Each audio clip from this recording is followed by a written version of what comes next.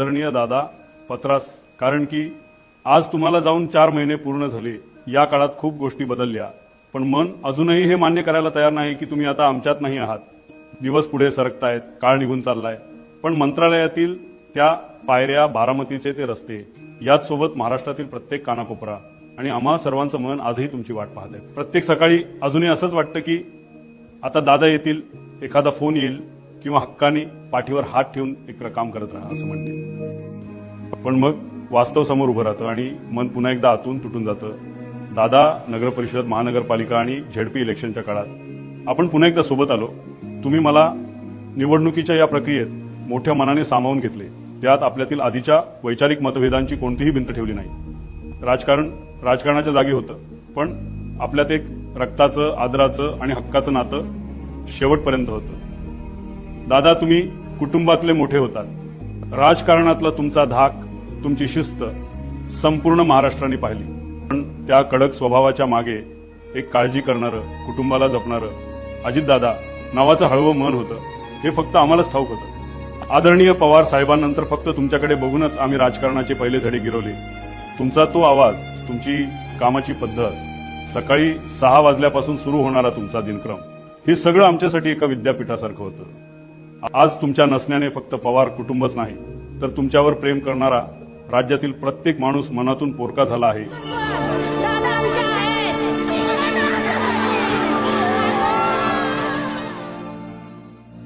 माझा आनंद आनंद आनंद हरपला, माझा आनंद आनंद आनंद हरपला. दादा, तुम्ही प्रेमाने कार्यकर्त्यांना दिलेला ओरडा, अधिकाऱ्यांना दिलेले कडक आदेश आणि जनतेच्या कामासाठी असणारी तुमची अहोरात्र तळमळ आता या महाराष्ट्रात पुन्हा कधीच अनुभवता येणार नाही.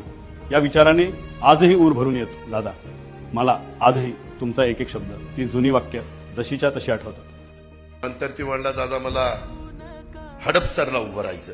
अरे म्हणलं, एकाच जिल्ह्यामध्ये आपण सगळी लोक म्हणतील पवाराशिवाय यांना कोणी दिसत नाही का?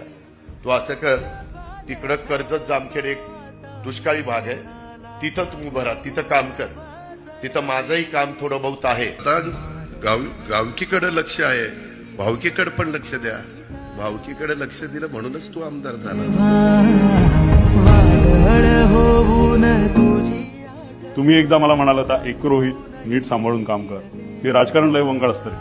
इथे कोण कधी कसं बदलेल सांगता येत नाही. राजकारण लय वंगाळ आहे, आता काय सांगायचं. पण आता तुम्ही धंदा पाणी करा, मस्तपैकी राहा, मुलाबाळांना चांगलं शिकवा, निर्व्यसनी राहा. दादा, तुम्ही जेव्हा हे बोललात तेव्हा मला त्याचा अर्थ इतका खोलवर समजला नव्हता. मला वाटायचं आपण प्रामाणिकपणे काम केलं की सगळं नीट होतं. पण आज तुम्ही गेल्यानंतर, गेल्या 4 महिन्यानंतर महाराष्ट्राच्या राजकारणात जे काही घाणेरडे प्रकार सुरू आहेत, जे काही मी उघड्या डोळ्यांनी बघतोय, जे काही सोचतोय, ते बघून खरंच तुमचे ते शब्द दररोज आठवतात. मनात येतं, दादा तुम्ही किती खरे होता. हे राजकारण खरंच खूप वंगाळ आहे.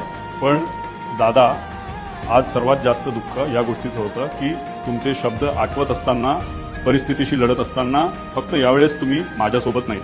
दादा, लोकांनी तुम्हाला नेहमी विधिमंडळ गाजवणारे, विरोधकांना अंगावर घेणारे आणि प्रशासनावर वचक ठेवणारे एक कडक नेते म्हणूनच पाहिले. या महाराष्ट्राने विधिमंडळात माझ्या केसांवरून मिश्किलपणे थट्टा करणारे अजितदादा पाहिले. मला पाया पडायला लावून हक्काने अधिकार दाखवणारे काका पाहिले. जाहीर सभेत माझी नक्कल करणारे अजितदादा पाहिले. पण या सगळ्यासोबतच जेव्हा एका पत्रकाराने मी कर्जत जामखेडमधून पडल्याची खोटी बातमी तुम्हाला सांगितली, तेव्हा याच पुतण्यासाठी अचानक व्याकुळ झालेले आणि काळजीत पडलेले दादाही मी पाहिले.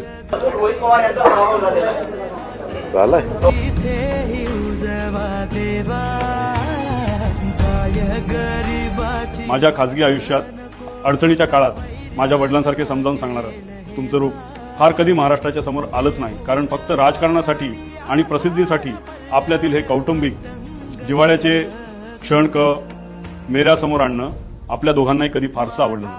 पण आज जेव्हा काही लोक तुमच्या आणि माझ्यात किती वितुष्ट होतं हे दाखवण्याचा खोटा प्रयत्न करून राजकारण करण्याचा प्रयत्न करतात, तेव्हा जगाला हे ओरडून सांगावंसं वाटतं की आपलं नातं इतकं मजबूत होतं की ती तोडण्याची ताकद या महाराष्ट्रातील कोणत्याही राजकीय शक्तीत नव्हती. ज्यांना फक्त सत्तेची आणि स्वार्थाची भाषा समजते त्यांना काय ठाऊक दादा. पण पडद्यामागे जेव्हा कधी मी अडचणीत असायचो तेव्हा सर्वात पहिला फोन आणि हक्काचा धीर तुमचाच असायचा. तुम्ही कधीही राजकारण घराच्या उंबरठ्याच्या आत येऊ दिले नाही. आपण एकमेकांसमोर उभे ठाकलो तरी त्यामागे विचारांची लढाई होती, मनाची कटुता कधीच नव्हती. जेव्हा अख्खा महाराष्ट्र आपल्यातल्या वादाच्या बातम्या चघळत होता तेव्हाही कौटुंबिक कार्यक्रमात एकत्र आल्यावर माझी पाठ थोपटून रोहित नीट काम करतोयस, लक्ष असू दे स्वतःकडे, असं हळूच सांगणारे अजितदादा फक्त मला ठाऊक होते. फणसासारखा बाहेरून कडक स्वभाव असलेल्या अजितदादांचे आपल्या पुतण्यासाठी असणारे मनातले हे हळवेपण आणि हा अतूट विश्वास कधीच लोकांसमोर आला नाही.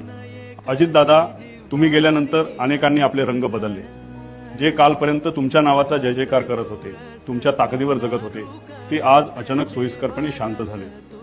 काही जण तर तुमच्या नावाचा वापर स्वतःच्या स्वार्थासाठी करायला लागलेत. पण तुम्हाला माझा शब्द आहे की जोपर्यंत तुमच्या अपघाताचा निष्पक्ष तपास होणार नाही आणि यातील जबाबदार लोकांना शिक्षा होणार नाही तोपर्यंत तुमचा हा पठ्ठ्या शांत बसणार नाही. आज बरीच लोक याला केवळ राजकारण म्हणून हिणवतात, बोलणारे बोलतात. मला त्याची फिकीर नाही, कारण त्या लोकांना फक्त सत्तेचे राजकारण दिसतं हे मला ठाऊक आहे. पण मला माझ्या कुटुंबावर झालेला हा अन्याय दिसतोय. आज तुमच्या नावाने जे राजकारण करू पाहतायत त्यांना मला सांगायचं आहे की मी कधीही रक्ताच्या नात्यावर राजकारण करत नाही. माझी ही लढाई व्यक्तिगत स्वार्थासाठी नसून हा एका पुतण्याचा आपल्या काकासाठी चाललेला न्यायाचा लढा आहे. लोकांचे काम प्रामाणिकपणे करणं आणि सत्यासाठी लढणं हीच तुमची शिकवण होती.